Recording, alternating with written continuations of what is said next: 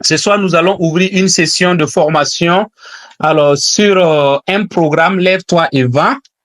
Et donc, ce soir, nous allons découvrir un module.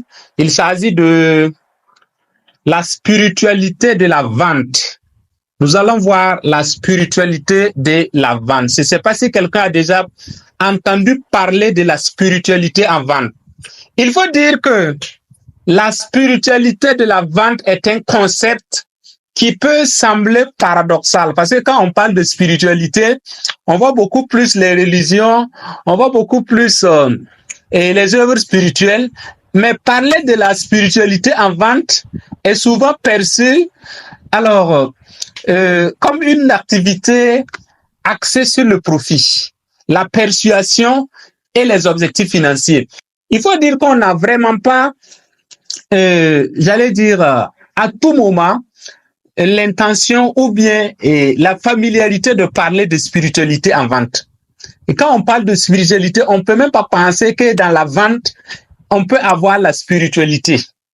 Or, dans la vente, il y a ce qu'on appelle la spiritualité. Vous savez, dans la vie, si on réussit dans le domaine spirituel, le reste, ça suit.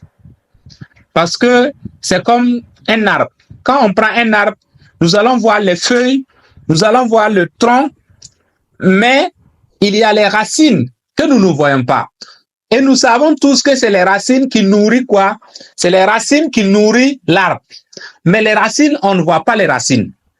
Quand vous allez prendre une maison, on va se rendre compte que la maison, il y a ce qu'on appelle le soubassement. Il y a ce qu'on appelle la fondation. Mais généralement, on ne voit pas ce soubassement, on ne voit pas cette fondation, les amis. Or, nous savons que pour qu'une maison puisse être solide, pour qu'une maison résiste pendant longtemps, il nous faut ce qu'on appelle une fondation. Et vous savez, ce qu'on met dans une fondation, on va mettre des cailloux sauvages, on va mettre du béton armé, on va mettre des gravions, on va mettre l'ongline, on va mettre beaucoup de choses pour que la maison puisse résister au vent, pour que la maison puisse résister aux eaux. Donc, c'est la même chose dans la vente. La spiritualité, c'est ce qui sous-tend la vente. Cependant, la spiritualité de la vente va au-delà d'un aspect matériel et se concentre sur des valeurs humaines plus profondes, telles que quoi? L'authenticité. La valeur comme l'authenticité est une spiritualité en vente. Il y a l'écoute, il y a la bienveillance et il y a ce qu'on appelle l'intention positive. Il s'agit d'un état d'esprit qui transforme la vente en un échange significatif où le vendeur et l'acheteur se rencontrent dans un espace de respect mutuel et d'alignement. Donc, d'abord, vendre, c'est faire quoi? C'est penser, avoir une intention positive.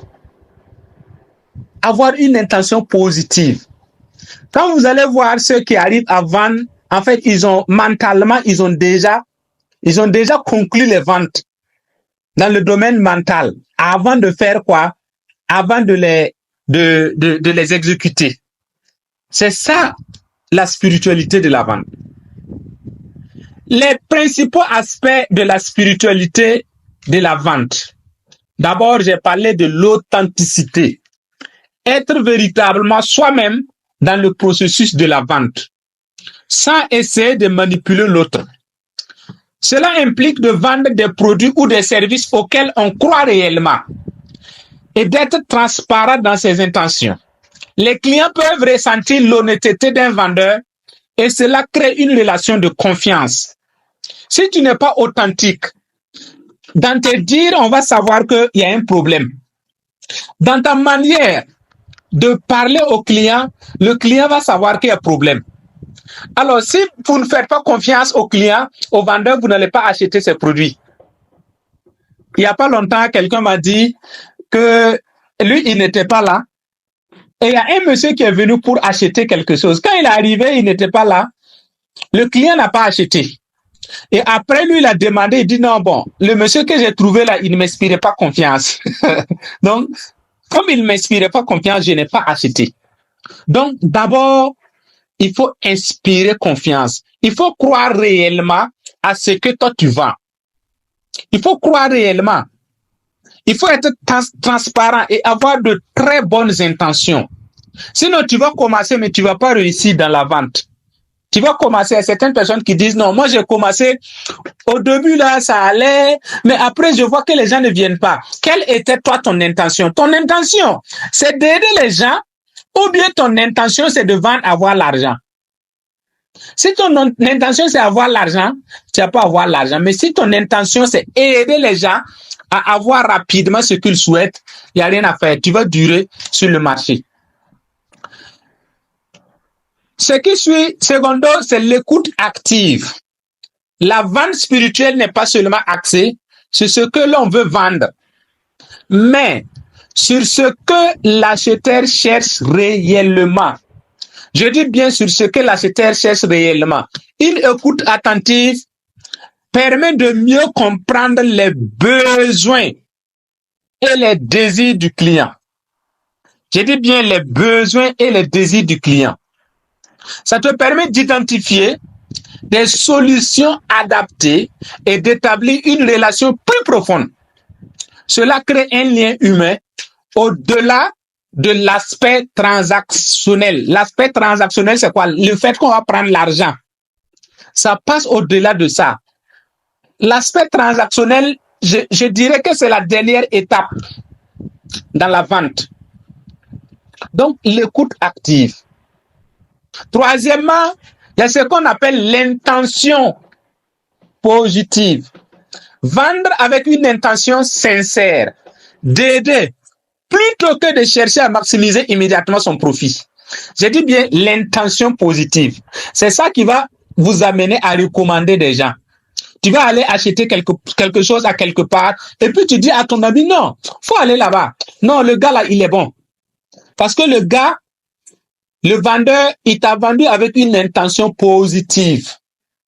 Et quand il te vend avec une intention positive, tu vas voir même que la chose même va te servir. Voilà. La chose va te servir. Mais s'il te vend dans une intention négative, peut-être qu'il va te vendre quelque chose qui n'est pas bien. Oui. Et l'argent qu'il va prendre, ça ne serait pas l'argent béni. Parce que quand toi, tu vas repartir, tu vas te rendre compte qu'on t'a arnaqué, qu'on t'a vendu le faux. Qu'est-ce que toi, tu vas dire? Est-ce que tu vas le bénir? Tu vas dire, lui là, vraiment, il m'a eu, hein, mais il va mal finir. Il va faire ceci, il va faire cela. C'est des choses, on croit qu'il n'y a pas d'effet, mais il y a un effet. Je dis bien, il y a un effet. Il y a un effet. Donc, il faut chercher à aider le client. Cela signifie que l'on voit la vente non pas comme une manipulation, mais comme une manière d'offrir une solution qui a une réelle valeur pour le client. Une réelle valeur pour le client. Nous allons continuer avec les valeurs. Il y a la confiance et le respect mutuel. Une vente spirituelle se base sur le respect de l'autre en tant qu'être humain. Cela implique de ne pas forcer une décision d'achat, mais d'accepter que le processus puisse prendre du temps. Cette confiance réciproque permet à la relation de se développer de manière plus fluide et plus durable. Donc, confiance et respect mutuel. Ça veut dire qu'il faut travailler à créer de l'espace dans la psychologie du client. Parce que quelqu'un qui se lève pour venir acheter quelque chose, d'abord, la personne s'est fait un peu d'espace. Oui. La personne a déjà acheté même la chose dans son esprit avant de venir. Ça veut dire qu'il y a eu un moment là où la personne a réfléchi, il a entendu parler de la chose, lui aussi il a fait ses enquêtes, et là, quand il se lève pour venir, c'est quoi? Ça veut dire qu'il a déjà confiance à la chose. Il a déjà confiance au vendeur.